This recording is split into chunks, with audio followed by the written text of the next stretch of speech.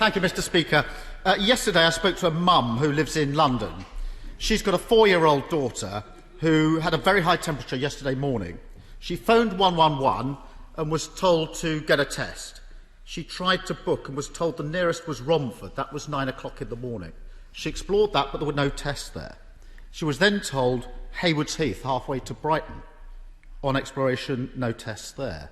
By lunchtime, this mum was told the nearest place was Telford or Inverness. A slot became available in Lee Valley in the afternoon, one slot, but unfortunately that was being offered across the country, including to people in Manchester, and it was impossible to book. 9 o'clock last night, she was told the nearest centre was Swansea. This is frankly ridiculous. Who does the Prime Minister think is responsible for this?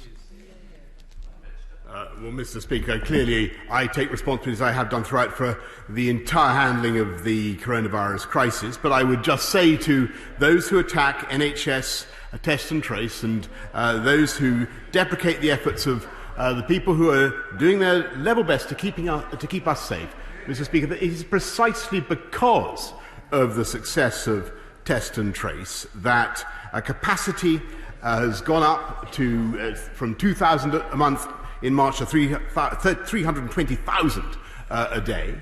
And we know, thanks to NHS test and trace, in granular detail, in a way that we didn't earlier this year, Mr. Speaker, about what is happening with this pandemic. We know the groups that are suffering, the extent of the infection rates, and we've been able, thanks to NHS test and trace, to do the local lockdowns that have been working. We also know that, alas, some people have not been following the guidance in the way that they should, and therefore we are seeing a rise in infections. And that's why today we are taking decisive steps, Mr. Speaker, to intensify our social distancing measures, the rule of 6 that will be familiar to the country, in order that we can keep our economy going, that we can keep our schools open and keep this virus under control. And I hope that he will support those measures and indeed, Mr. Speaker, support NHS test and trace. Keir Starmer. Mr. Speaker, I'll hear the measures later on, but we will, in principle, support them, as I've supported all the measures the Prime Minister has introduced, as he well knows it's the right thing to do, and I've asked people to follow government advice on every opportunity. Mr. Speaker, nobody's attacking here. The Prime Minister needs to know how anxious hundreds of families are.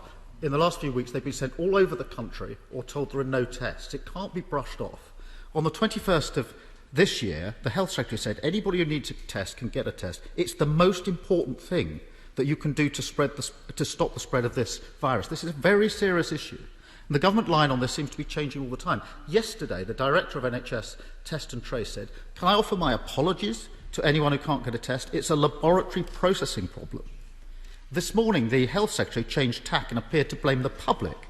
I note that he made a statement yesterday and faced questions and didn't say anything about the excuse that he puts forward this morning that emerged overnight. So who's right? The Director of Test and Trace, this is a laboratory problem, or the Health Secretary, it's the public's fault? Mr. Speaker, I of course sympathise with all those who are facing difficulties getting tests as fast as they want, but demand is at an unprecedented high, particularly because demand for asymptomatic patients. But he should know that this country has done more tests, 17.6 million, than any other country in Europe. That is thanks to the, and he likes these international comparisons, Mr. Speaker, that is thanks to the efforts of NHS test and trace.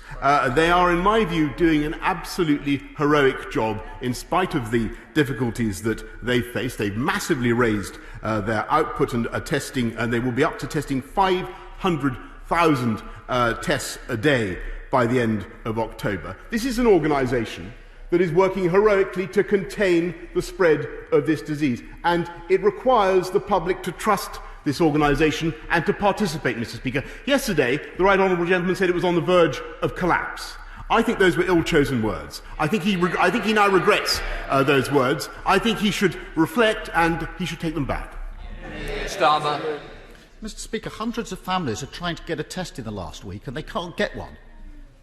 I do acknowledge the number of tests overall, but this is basic stuff. People who've got COVID symptoms are very anxious about themselves, their children, their families, and what to do. It means they can't go to work, they can't send their children to school. It matters. And if they can't get tests, the Prime Minister needs to take responsibility. And not just about the future or something else, but address this problem. And I want to take it further, because it's not just that people are being told to go hundreds of miles. Somebody contacted me yesterday and said this: my wife has a temperature, and they said we needed to isolate and get a test done. I've been trying to book a test. This is yesterday, Prime Minister. And the site says no capacity. Then I tried for a home test kit, and they're telling me that there are no kits available at present. This is the state today, yesterday. Yesterday there were no tests available in London, the same the day before. Prime Minister, what is happening?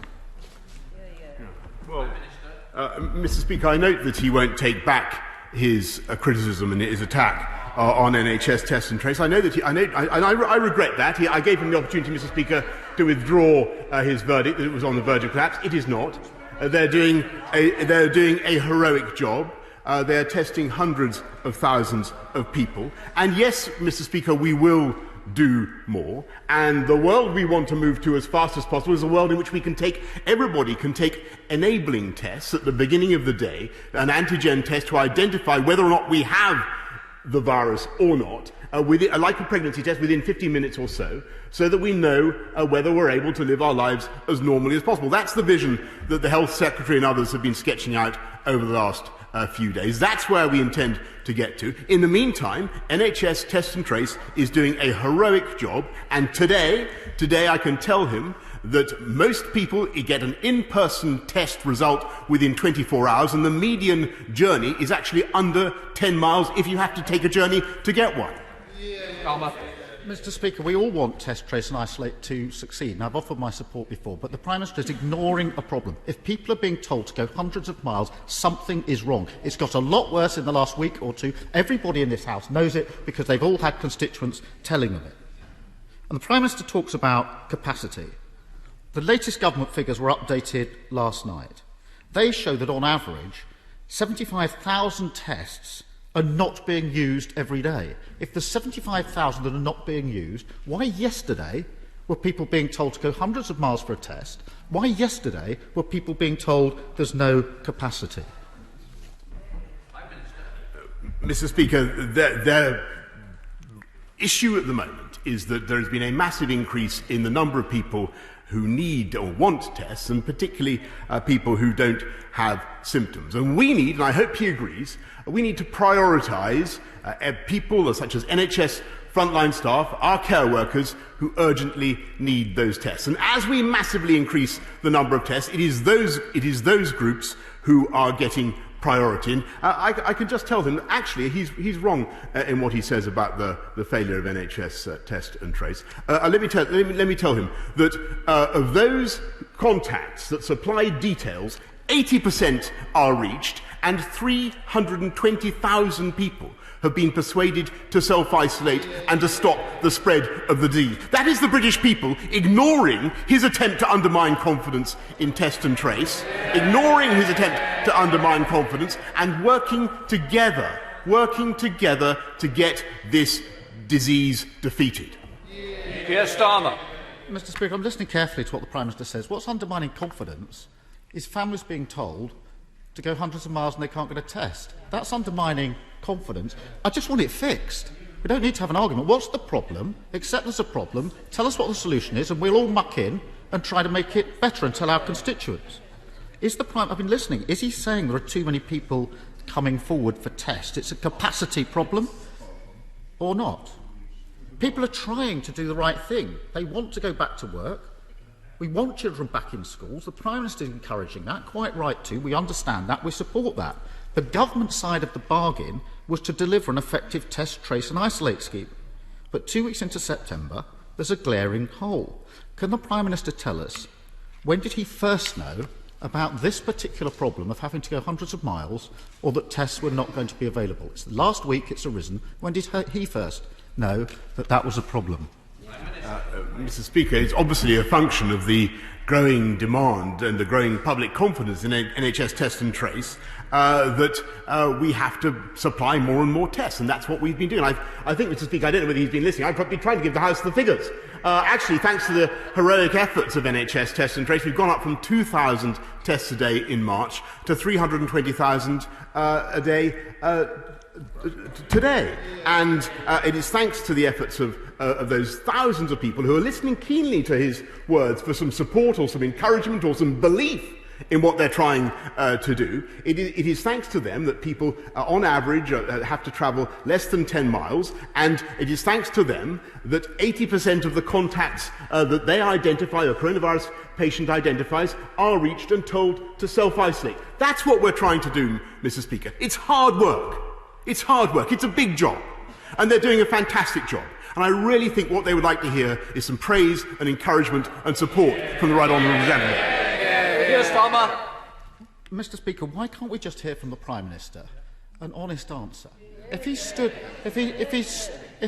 at dispatch box and said, "I know something's gone wrong in the last couple of weeks. We've been getting hundreds of examples of people being sent all over the place or being told there's no test. I've looked into it. I've worked out what the problem is. Here's my plan." People might be reassured.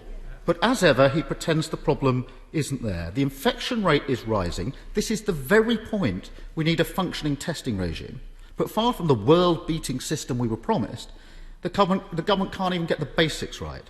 The government is lurching from crisis to crisis. It still lacks even basic incompetence. This is what's holding... It lacks competence. Yes, Prime Minister, it lacks competence. This is what's holding Britain back.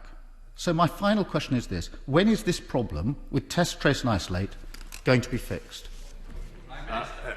Mr. Speaker, I think he was on the money when he said that this government lacked incompetence. And, if I can just say to him that we are working flat out to address all the issues confronting us today, including trying to get the infection rate down. And we are getting on, Mr. Speaker, with taking the tough decisions, making the tough calls that will take this country forward. When it came to saying schools were safe, he was silent because he didn't want to offend his union bosses. And when left-wing anarchists, Mr. Speaker, tried to destroy the freedom of the press, he was silent because for some reason he didn't want to offend crusty left-wing anarchists. And when it comes, by the way, to sticking up for our UK internal market, Mr. Speaker, and for delivering on the will of the British people, one of the most important issues facing us today, he is totally silent on this bill that obsesses the rest of his backbenchers. He's totally silent. Great ox, once again, has stood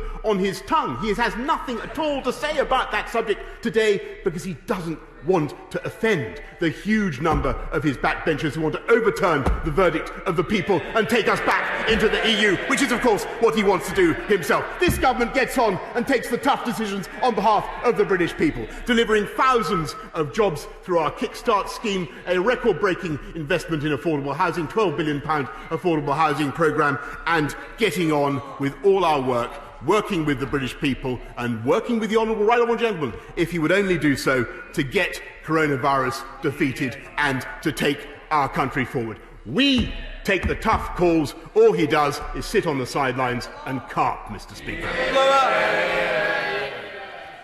Thank you, Mr. Speaker. The work of the armed forces